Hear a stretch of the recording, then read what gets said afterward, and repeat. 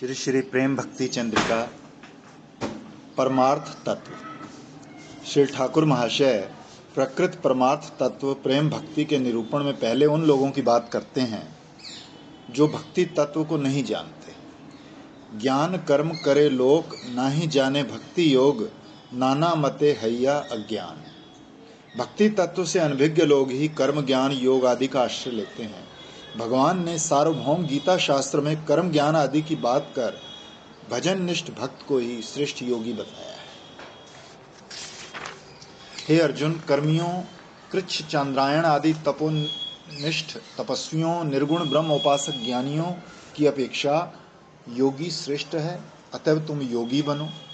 और जितने प्रकार के योगी हैं उन सब में भी श्रेष्ठ है भक्ति योग अनुष्ठाता, अर्थात जो श्रद्धावान होकर मेरा भजन करता है। श्री ठाकुर महाशय कहते हैं, नाना मते हैया अज्ञान, अर्थात मूढ़ या अज्ञ लोग भक्ति का स्वरूप, आकृति, प्रकृति, फल आदि न जानकर ही भक्ति साधन त्याग कर कर्म ज्ञान आदि साधना में तत्पर होते हैं। भक्ति भगवान की स्वरूप शक्ति आह्लादनी और संवित की सार वृत्ति है। इसकी किंचित चर्चा हम पिछली त्रिपदियों में कर चुके हैं। श्रीपाद बलदेव विद्याभूषण ने श्रुतिवाणी उद्धृत करके लिखा है कि घनीभूत अनुभूति और सांद्र आनंद सच्चिदानंद रस स्वरूप भक्ति योग में अवस्थान करते हैं। इसके बिना भक्ति कभी भी भगवान की वश्यता का हेतु नहीं हो सकती।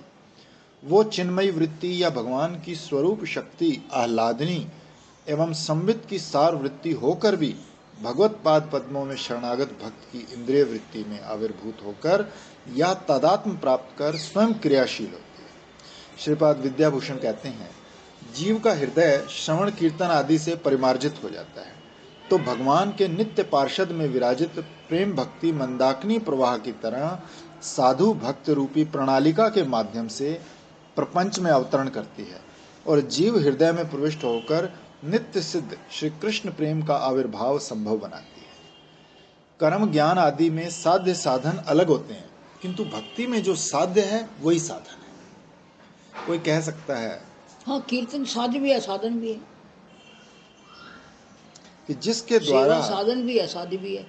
यानी हमें प्राप्त क्या करना है? सेवा। और कर क्या रहे हैं? सेवा। तो दोनों एक हो गए। जिसके द्वारा क्रिया का फल साधित होता है उसको साधन कहा जाता है। क्रिया के द्वारा जो साधित होता है वो फल ही साध्य है। तो फिर साध्य साधन एक कैसे हो सकते हैं? तो सिद्धांत पर विचार करें कि एक ही भक्ति नाम भगवान की स्वप्रकाश चिदानंदमयी शक्ति के प्रथम आविर्भाव का नाम साधन है। फल रूप में द्वितीय आविर्भाव का नाम ही साध्य है। अन्य अन्य साधनाओं से चिन्मय भक्ति साधना की ये महान विशिष्टता है। भक्ति की आकृति प्रकृति आदि के विषय में प्रीति संदर्भ में लिखा है कि भागवती भक्ति समस्त परमानंद चंद्रिका का चंद्रमा, सभी भुवनों का सौभाग्य सार सर्वस्व, सत्वगुण का उपजीव्य है। अनंत विलास में मायातीत विशुद्ध सत्व के अनवरत उल्लास के लिए असम ऊर्ध्व मधुर भगवान में किसी भी प्रकार चित्त की अवतारणा होने पर किसी विधि की अपेक्षा न कर जो स्वभावता उल्लास प्राप्त करती है, विषयांतर द्वारा खंडित नहीं होती, अन्य तात्पर्य सहन नहीं कर सकती, आह्लादनी सार वृत्ति विशेष जिसका स्वरूप है, भगवत अनुकूल्यात्मक आनुकूल्य के अनुगत भगवत प्राप्ति अभिलाष आदि से युक्त ज्ञान विशेष जिसका आकार है, ऐसे भक्त की मनोवृत्ति विशेष जिसकी देह है, अमृतपुर से भी अधिक सरस स्वयं के द्वारा जो अपनी देह को रस युक्त करती है, भक्त द्वारा आत्म रहस्य संगोपन जिसकी गुण में रसना है, भक्त के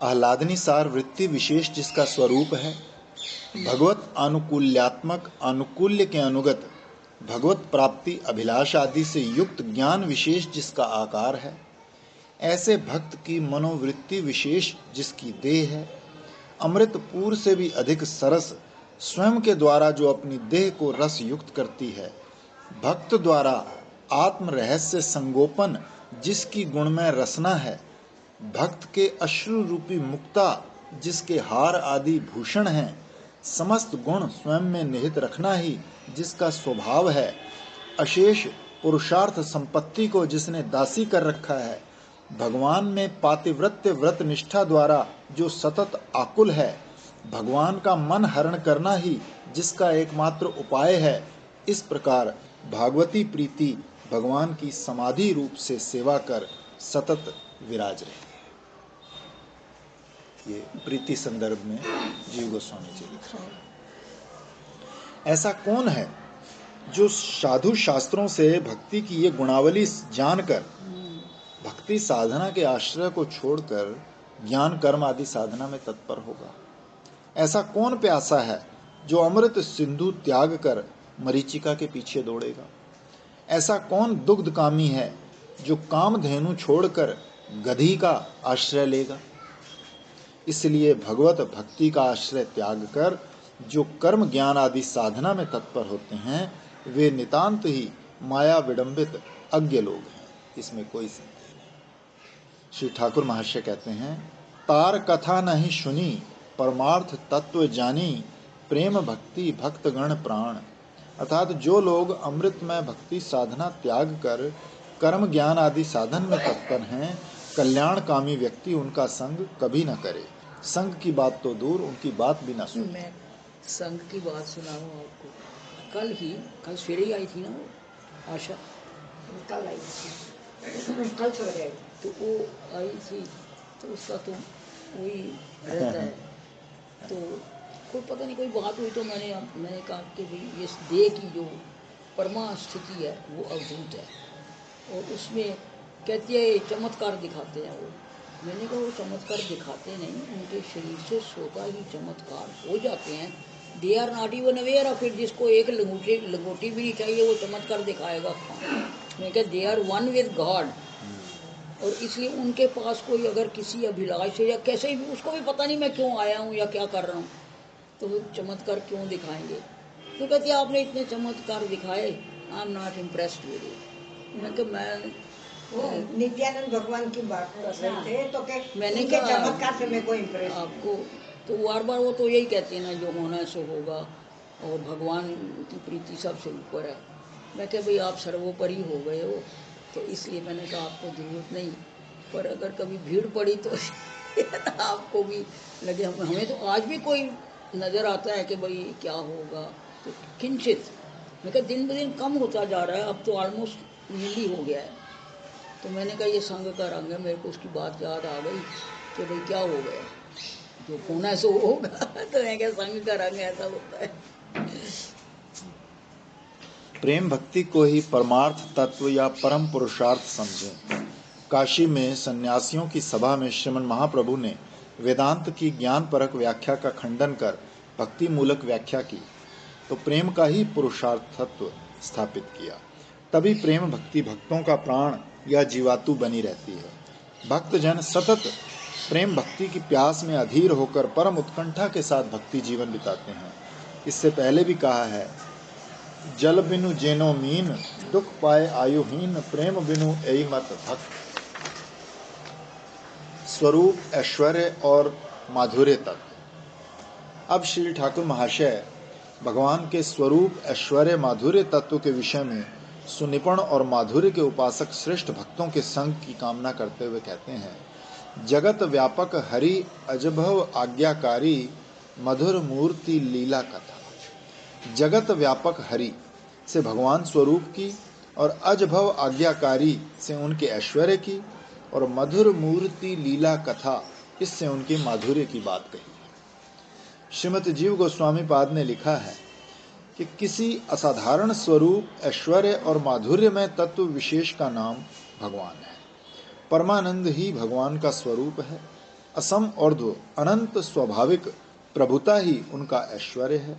असम ऊर्ध्व स्वाभाविक रूप गुण लीला आदि के सौष्ठव के या सर्व मनोहरता के धर्म का नाम ही माधुर्य है। श्री जीव ने परमानंद का शब्द मतलब है सर्व अवस्था में सुंदर लगते हैं वो। कीचड़ में हैं तो भी, दरिया में हैं तो भी, गहने पहने हुए हैं तो भी, सर्व अवस्था में जो प्रिय लगे और सुंदर लगे वो माधुर्य। श्री जीव के अनुसार सर्व मनोहर स्वाभाविक रूप गुण लीला आदि का सौष्ठव या सुचारुता ही माधुर्य है। श्री ठाकुर महाशय ने यह बात स्पष्ट की है। वस्तुतः स्वयं भगवान माधुर्य मूर्ति श्री कृष्ण में ही असम और्ध्व स्वरूप और ऐश्वर्य विराजता है। स्वरूप और ऐश्वर्य की भित्ति पर ही माधुर्य की प्रतिष्ठा है। स्वरूप और ऐश्वर्य विहीन केवल रूप लीला आदि का सौष्ठव या मुग्धता ही माधुर्य नहीं। ऐसा हो तो एक क्रीड़ा चपल साधारण बालक की मुग्धता को भी माधुर्य संज्ञा देनी पड़े। श्री विश्वनाथ चक्रवर्ती पाद ने लिखा है कि पारमेश्वर्य का प्रकाश हो या न हो, यदि नर लीलोचित भाव का अतिक्रम न हो तो उसी को माधुर्य कहा जाता है। जैसे पूतना के प्राण वध के समय भी श्री कृष्ण ने नर बालक की तरह उनका दूध पिया। दाम बंधन लीला में महादीर्घ रज्जू से उन्हें बांधना असंभव हो जाने पर भी माता यशोमती के डर से विकल गए। ब्रह्म मोहन लीला में श्रुतियों के सर्वज्ञ सर्वविद स्वयं भगवान ने अज्ञ की तरह गोवत्सों की खोज की। ब्रह्मा जी द्वारा बलदेव आदि को विमोहित किए जाने पर भी मधुर गोवत्स चारण लीला प्रकट की। फिर अनंत ऐश्वर्यवान होकर उसे किंचित भी व्यक्त न कर गोपियों के घरों से दधी नवनीत आदि चुराते हैं। शास्त्रों में नवनीत चोर के नाम से जाने जाते हैं और मोहन रूप से वंशी स्वर से गोप युवतियों को आकर्षित कर गोप स्त्री लंपट नाम से विख्यात हुए। श्री कृष्ण की अचिंत्य शक्ति के प्रभाव से उनमें सर्वज्ञता और मुग्धता एक साथ ही एक समय समाविष्ट है। इसमें कोई आश्चर्य नहीं। कारण परस्पर विरुद्ध धर्मों की सम आश्रयता ही भगवत्ता है। श्रीपाद लीला शुक ने भी ऐसा ही कहा। श्री जीव गोस्वामी पाद ने इस स्वरूप ऐश्वर्य माधुर्य अनुभव की साधना के संबंध में लिखा है कि ज्ञान साधना द्वारा स्वरूप का अनुभव, गौरव संभ्रम युक्त ऐश्वर्य भाव में प्रीति द्वारा ऐश्वर्य का अनुभव और शुद्ध प्रीति या ब्रज प्रेम के द्वारा माधुर्य का अनुभव। इस त्रिविध साधन के अभाव में मायाबद्ध मनुष्य को इन तीनों तत्वों में से किसी का भी किंचित मात्र भी अनुभव नहीं होता। भगवान ने स्वयं कहा है, हे अर्जुन, मैं अपनी योग माया से समावृत रहने के कारण सभी के आगे प्रकाशित नहीं होता। ऐश्वर्य ज्ञान युक्त भक्त जब श्री हरि का ऐश्वर्य देखते हैं तो उनमें संभ्रम गौरव का उदय होता है और संबंध में शिथिलता आती है। किंतु ब्रजवासियों के विशुद्ध माधुर्य ज्ञान का स्वभाव ही ऐसा है कि श्री कृष्ण के शत शत ऐश्वर्य अपनी आंखों से देखकर भी उनके चित्त में कोई संभ्रम संकोच नहीं होता, संबंध में शैथिल्य भी नहीं आता, संबंध और गाढ़ा ही होता है। ब्रज में श्री कृष्ण की बाल्य लीला से आरंभ कर सर्व लीला मुकुटमणि रास लीला तक जो विशाल विपुल ऐश्वर्य प्रकाशित हुआ है वो कल्पनातीत है, किंतु ब्रजवासियों के आगे वो सब असीम माधुर्य मंडित होकर प्रकट हुआ है। पूतना, तृणावृत, वकासुर, अघासुर आदि का निधन, ब्रह्म मोहन, कालिया दमन, दावानल भक्षण, गोवर्धन धारण आदि असंख्य लीलाएं इसका ज्वलंत साक्ष्य प्रदान करते हैं। श्रीपाद बलदेव विद्याभूषण ने अपने सिद्धांत रत्न ग्रंथ में लिखा है कि माधुर्य ज्ञान निष्ठ ब्रज भक्तों का ऐश्वर्य ज्ञान त्रिवेणी में सरस्वती प्रवाह की तरह गौण रूप से अवस्थान करता है। जैसे पूर्णिमा आदि पर्व योगों में सरस्वती प्रवाह का क्षणिक प्रकाश होता है, वैसे ही विरह में, विस्मय में, विपद काल में ब्रजवासियों का ऐश्वर्य ज्ञान क्षण भर के लिए प्रकट होकर धैर्य देकर उनकी प्राण रक्षा मात्र करता है। किंतु इससे भी उनके चित्त में किसी प्रकार का संभ्रम संकोच उत्पन्न नहीं होता। कारण श्री कृष्ण का ऐसा ऐश्वर्य भी ब्रजवासियों के विशाल माधुर्य सिंधु के अतल में विलीन होकर माधुर्य की ही परिपुष्टि करता है। वे लोग श्री कृष्ण के सुविशाल माधुर्य सिंधु में अविरत संतरण सुख आस्वादन करते हैं। ब्रजवासी नित्य पार्षदों की बात तो दूर, श्री बिल्व मंगल ठाकुर जो एक साधक जीव हैं, उनके भी प्रेम अंजन युक्त भक्ति लोचनों में जो नवनवायमान श्री कृष्ण माधुर्य स्फुरित हुआ था, श्री कृष्ण करणामृत ग्रंथ उसका ज्वलंत साक्ष्य आज भी देता है। श्री कृष्ण के माधुर्य रसास्वादन के अनंत अशेष उत्स के रूप में इस ग्रंथ का उल्लेख किया जा सकता है। कवि के हृदय में श्री कृष्ण माधुर्य का जो स्फुरण हुआ था, उसे क्या पूरा का पूरा वो भाषा में व्यक्त कर पाए थे? संभवतः शत अंश का एक अंश ही भाषा में व्यक्त हुआ है, किंतु वो भाषा भी अंत में स्तंभित होकर खो गई। केवल मधुरम मधुरम मधुरम मधुरम, बस इसी की आवृत्ति है। वही श्री कृष्ण माधुर्य अनुभूति की चरम परिणति है। श्री कृष्ण माधुरी माधुर्य निष्ठ रसिक भागवत जनों के आगे प्रकाशित हो समस्त विश्व को सुंदर, रसमय और मधुमय बना देती है। उन लोगों के ऊपर नीचे, आगे पीछे, सभी ओर महामाधुर्य पारावार अनंत उत्ताल तरंगों से उच्छलित होता रहता है। प्रेमिक भागवत गण देह गेह भूलकर उन्हीं महामाधुर्य तरंगों में मग्न हो जाते हैं। ब्रज रसोपासना की यही परम और चरम परिणति है। यहीं पर भगवत अनुभूति की शेष सीमा है। कारण माधुर्य ही भगवत्ता का सार। माधुर्य भगवत्ता सार ब्रजे कैलो परचार तहाँ शुक व्यासेर नंदने स्थाने स्थाने भागवते वर्णिया अच्छे नाना मते जहाँ सुनी माते भक्त। श्री शुक मुनि ने सर्व वेदांत सार श्रीमद् भागवत में स्थान स्थान पर श्री कृष्ण माधुर्य का वर्णन किया है। फिर भी अब तक विश्व साधकों के लिए इस माधुर्य भंडार का द्वार तो रुद्ध ही था। ब्रजेंद्र नंदन ने अपनी असम ऊर्ध्व माधुरी के आस्वादन के लोभ से श्री राधा की भाव कांति अंगीकार कर श्री गौरांग रूप में अवतीर्ण होकर स्वयं श्री कृष्ण माधुरी का यथेष्ट आस्वादन किया और उस रहस्य में माधुर्य भंडार का द्वार खोलकर कलिहत जीवों के लिए भी वो माधुर्य आस्वादन सुलभ कर दिया। फिर इन कृष्ण माधुरी का अधिक से अधिक आस्वादन संभव हो, इसके लिए श्रीमन महाप्रभु के श्री चरण आश्रित श्री रूप सनातन आदि गोस्वामी पादगण ने उसी मधुर भजन का मणिमंदिर शास्त्र युक्ति और स्व अनुभव प्रमाण की अचल भित्ति पर स्थापित किया। इतना ही नहीं, भजन रस में मग्न होकर हर समय भावलोक में रहते हुए भगवत माधुरी का रसास्वादन कैसे किया जाता है, स्वयं आचरण द्वारा विश्व साधकों को इस बात की शिक्षा दी। श्री ठाकुर महाशय कहते हैं, यही तत्व जाने नहीं परम उत्तम सही तार संग करीबो सर्वथा। जो इन सब रहस्य में तत्वों में सुनिपुण है, वे रसिक भक्तगण ही संग योग्य सर्वश्रेष्ठ भागवत हैं। माधुर्य आस्वादन की लालसा रखने वाले साधकों को सदा उनके संग में रहकर भगवत माधुर्य रस का आस्वादन करना होगा। ब्रज भाव का भजन। श्री ठाकुर महाशय अब ब्रज भजन का सार बता रहे हैं। परम नागर कृष्ण ताहे हओ अति तृष्ण भजो तारे ब्रज भाव लैया। हे मन, परम नागर श्री कृष्ण के प्रति सतृष्ण हो, गाढ़ तृष्णा का पोषण करो और ब्रज भाव का आश्रय लेकर उनका भजन करो। श्रीपाद बलदेव विद्याभूषण ने श्री कृष्ण के प्रति तृष्णा को ही भक्ति कहा है। एकमात्र कृष्ण में ही तृष्णा और कृष्ण को छोड़ अन्यत्र तृष्णा के अभाव को ही भक्ति कहा है। यही अति तृष्णा या गाढ़ तृष्णा। कारण तृष्णा या पिपासा जब तरल होती है तो जल की बात मन में रहती है और अन्य विषयों की बात भी, और तृष्णा जब गाढ़ होती है तो एकमात्र जल में ही आवेश उत्पन्न होता है। इस गाढ़ तृष्णा को ही राग भक्ति का स्वरूप लक्षण कहा गया है। श्री कृष्ण में गाढ़ पिपासा ही राग का स्वरूप लक्षण या आकृति और प्रकृति है। तृष्णा मीन्स इंतजार हुई, तृष्णा प्यास। इसके परिणाम स्वरूप कृष्ण में ऐसा आवेश उत्पन्न होता है कि कृष्णेतर वस्तु में किसी प्रकार का आवेश नहीं रहता।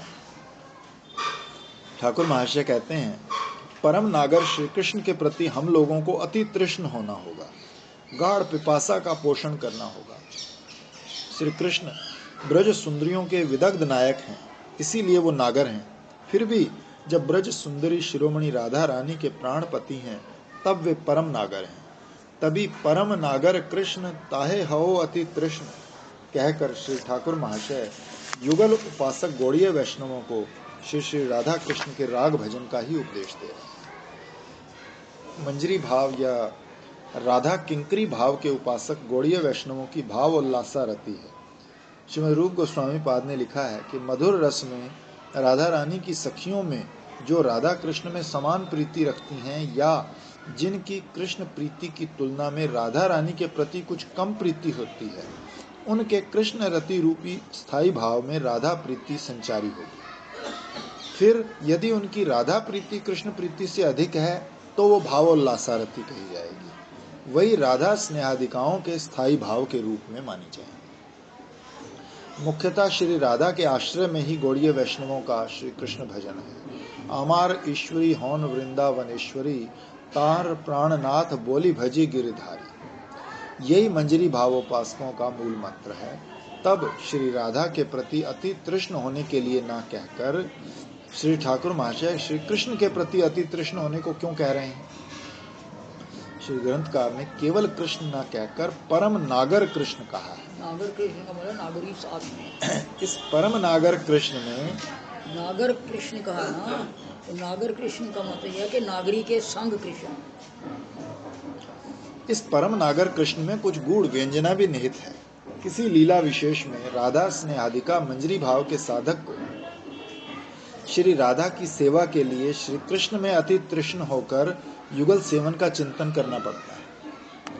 साधक ने अंतश्चिंतित सिद्ध स्वरूप से लीला चिंतन में उत्कंठिता श्रीमती को अभिसार कराया है। श्रीमती किंकरी की सहायता से कुंज सज्जा कर नागर की प्रतीक्षा में रास्ते की ओर देख रही हैं। संकेत का समय निकल गया। श्रीमती अधीर हो कृष्ण विरह में रोदन करने लगी तो किंकरी उन्हें धैर्य बंधाकर श्री कृष्ण को खोजने चल पड़ी। उसके हृदय में विपुल कृष्ण तृष्णा है। नागर को खोजते खोजते थक गई, वो कहीं नहीं मिले तो अधीर होकर रोने लगी। हा राधानाथ, हा परम नागर, कहाँ हो, दर्शन दो। तुम्हारी प्राण प्रिया तुम्हारे विरह में अधीर होकर निदारुण ज्वाला सह रही है। इस समय राधा किंकरी की श्री कृष्ण के प्रति अति तृष्णा देखकर लगता है कि संभवतः ऐसी कृष्ण तृष्णा किसी भी कृष्ण उपासक में संभव नहीं। हाँ, पर वो फर्क है ना उनके लिए कि वो श्री जी की सेवा के लिए कृष्ण तृष्णा है। कृष्ण को देखने के लिए उसकी कोई लालसा नहीं है। अब किंकरी की अति तृष्णा देख परम नागर श्री कृष्ण ने उसे दर्शन दिए तो किंकरी ने नागर राज को संकेत कुंज ले जाकर श्री युगल की निरुपम सेवा की। इसीलिए श्री युगल की सेवा विशेष में राधा किंकरी को राधा स्नेहादिका बने रहकर ही परम नागर श्री कृष्ण के प्रति अति तृष्ण होना पड़ता है। ब्रज का भाव लेकर ही श्री कृष्ण का भजन करना होगा। जैसे ब्रजवासी रागात्मिक नित्य पार्षद गण श्री कृष्ण का समस्त ऐश्वर्य भूलकर मेरा पुत्र, मेरा सखा, मेरे प्राणपति रूप से लौकिक सद्बंधु भाव से वात्सल्य सख्य मधुर रस से श्री कृष्ण की सेवा करते हैं। जब हम कथा सुनने गए थे ना गुरुजी की, तो भागवत में तो उन्होंने यही बताया था कि लौकिक रीति से हमारा संबंध होना चाहिए। तो जैसे हम बात कर रहे थे एक दफ़ा नवदीप प्रभु जी, तो उसमें उन्होंने बताया लौकिक रीति से हमारा संबंध कैसा होगा, वही जैसे आप बताते हो। फिर भी मैंने कहा चलो ऐसे बात हो रही थी, वे हमारी स्वामी के प्रीतम है, इसलिए हमें उनसे। वो तो हमेशा कहते हैं कि प्रिय का प्रिय डबल प्रिय, ये भक्ति की बात है। प्रिय का प्रिय डबल प्रिय है। वो डबल प्रिय है तो उसका प्रिय 4 गुना है तो वो 8 गुना है, तो ऐसे मल्टीप्लाई करते जाओ। वो लोक नीति से यही बताया। श्री कृष्ण भाव की वस्तु हैं।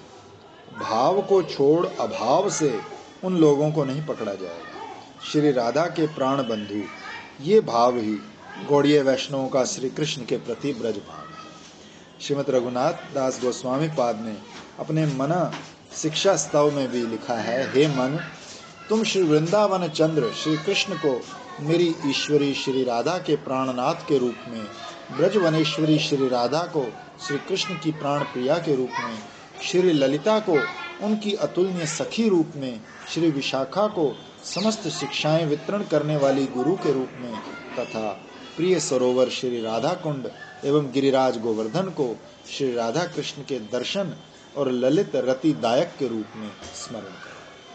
अब श्रील ग्रंथकार साधक के ब्रज भाव की परिपुष्टि का साधन बता रहे हैं। रसिक भक्त संगे रहिबो प्रीति रंगे, ब्रजपुरे बसती करिया।